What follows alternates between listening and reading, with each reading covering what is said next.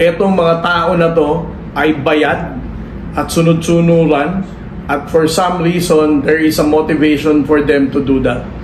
Definitely they're not doing that dahil concerned sila sa Pilipinas. Definitely they're not doing that dahil concerned sila sa mga kababayan nating Pilipino. But they're doing that because they're paid to do it.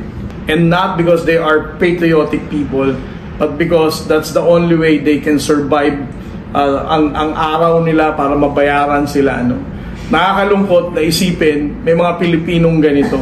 May mga makasarili, selfish Filipinos that only think about themselves.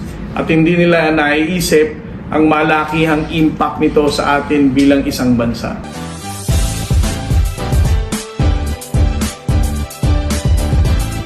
Kung paulit-ulit nating sasabihin na magkakagera, 'di ba?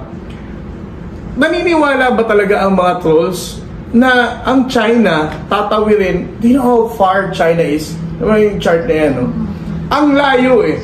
Tatawirin niya ang buong South China Sea para makipaggerahan sa Pilipinas. Na kung titingnan natin, bago siya makarating sa atin, meron din siyang issue sa Vietnam, nakaaway niya rin sa West Philippine Sea.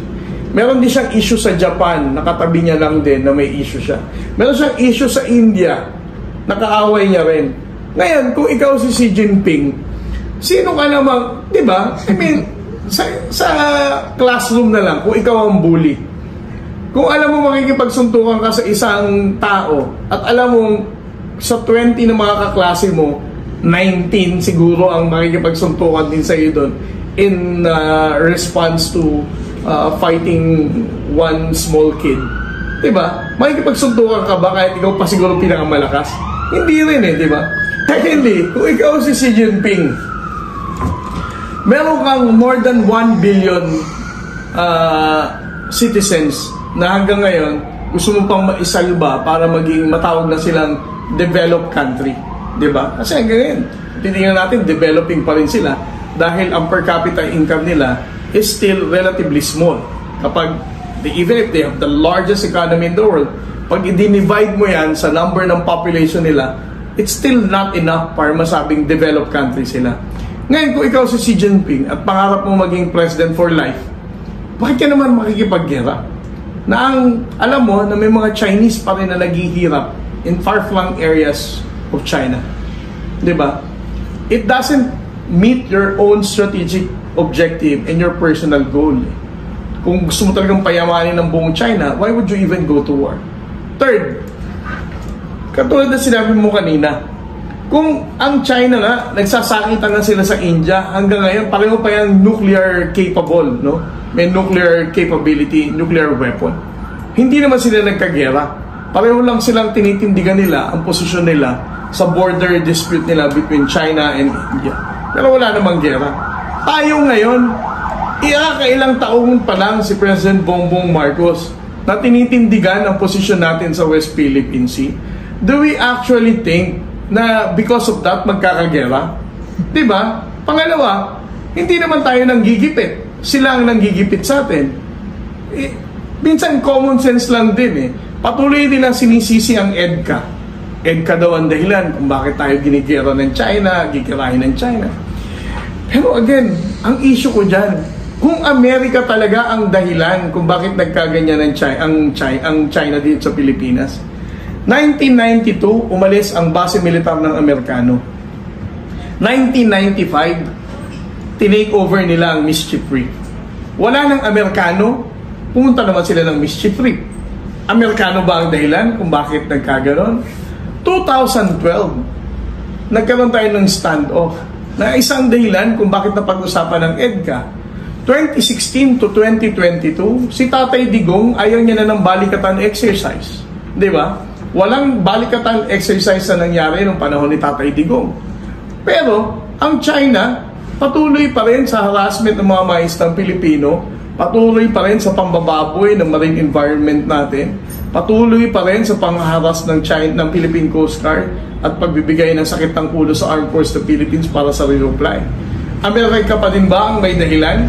2016 to 22 nga. Ayaw nga ni President Duterte sa mga Amerikano kung marahin niya nga si President Barack Obama noon. Di ba? China pa rin ba? Di ba best buddies na nga sila ni Xi Jinping noon? And yet, ganun pa rin ang nangyari. Ngayon, panahon ni President Bongbong Marcos, kasalanan ng Amerika? Di ba? Yung mindset na yan may mali na eh. Parang kahit anong gawin ng Amerika, kahit tulungan nila tayo or hindi, basta trolls, ang sinasabi lagi, hindi, Amerika pa rin may kasalanan niya. Sir, follow-up question. May bagong narrative ngayon yung mga trolls.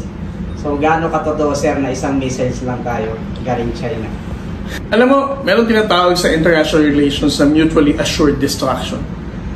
This is a theory na sinasabing kahit gaano ka pa karami ng nuclear missile, hindi mo rin yan mailalabas. Alam niyo kung bakit? Kasi the moment na i-launch mo ang nuclear missiles, other countries will also be launching nuclear missiles. Kahit pa sabihin natin wala tayong missiles capability. Pero the moment na gawin sa atin yan, more countries will also be doing the same to have a counter response dun sa ganung launching ng missiles. So it's also very ridiculous statement na imi-missile tayo. Bakit tayo imi-missile? Hindi na ba talaga tayo naniniwala sa United Nations? Hindi na ba talaga tayo naniniwala sa Association of Like-Minded States na kumakaunter sa ganyang mga bagay?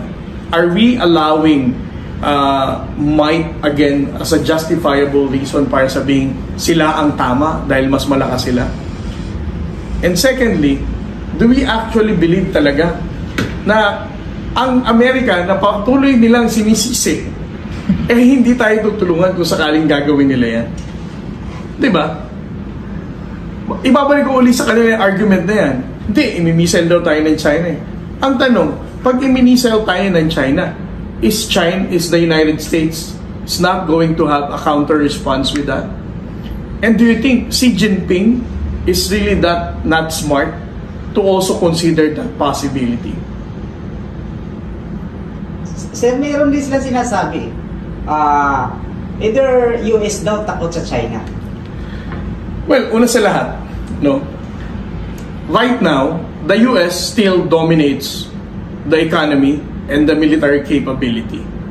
Secondly, in terms of the circle of friends, sino ba ang friends ng China ngayon? President Putin, the North Korean president as well. Putin has to save himself from a war with Ukraine na until now hindi niya pa rin natatapos. Ngayon, kung ikaw si Putin, ang laki na nga ng ginastos mo sa laban sa Ukraine, tutulong ka pa ba sa China? North Korea, another circle of friends of China. But if you're going to look at the friends of the US government, dito lang sa region natin, you have to deal with Japan, you have to deal with South Korea, you have to deal with Australia. Hindi pa natin na-mention dyan ang buong G7 countries, no? The European Union, for example. So kung sukatan lang ng military and economic capability, I don't think, kung ako nga naisip ko, natalo siya sa collective action ng mga bansa na to, what more si Xi Jinping? Ano kaya yung masasabi niyo sa lahat po ng mga Pilipino na nagsasabing duwag ang Pilipinas na hindi pumapatol sa mga aggression po ng China? Alam mo, sa totoo lang, ang ating Pangulong Bongbong Marcos, wala naman talaga tayong intention na mag-respond sa the same level of aggression ng China. Hindi dahil sa duwag tayo, but because we are not instigators of war. Okay. Paulit-ulit niya yung sinasabi, we are peace-loving nation. Mas gusto natin na mas mapayapang pag-uusap, hindi tensyonado, walang agresyon sa both parties. At naniniwala tayo na ang ganitong pag-uusap ay mas makakabuti para sa Pilipino, gayon din para sa China. No?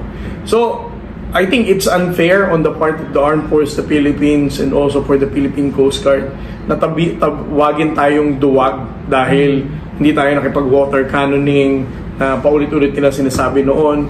Ngayon naman, bakit daw yung mga Navy SEALs natin hindi rin daw lumaban, hindi daw nakipagpunong anumang level ng response ang gagawin nila.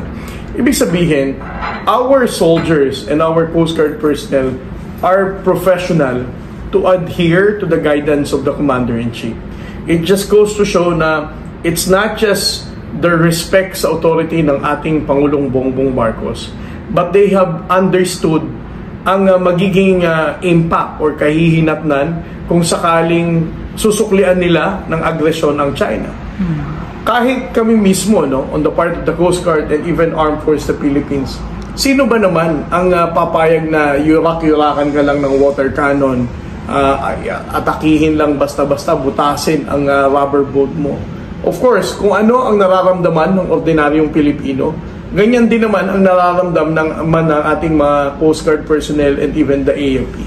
However, naniniwala tayo sa wisdom ng ating Pangulong Bongbong Marcos. We respect that and we believe that the peaceful settlement ng ating pinaglalabanan sa West Philippine Sea is the best strategy that President Bongbong Marcos has. And this is something that he has to make sure na mapiprevent natin ang paulit-ulit na sinasabi ng mga trolls na magkakaroon ng digmaan.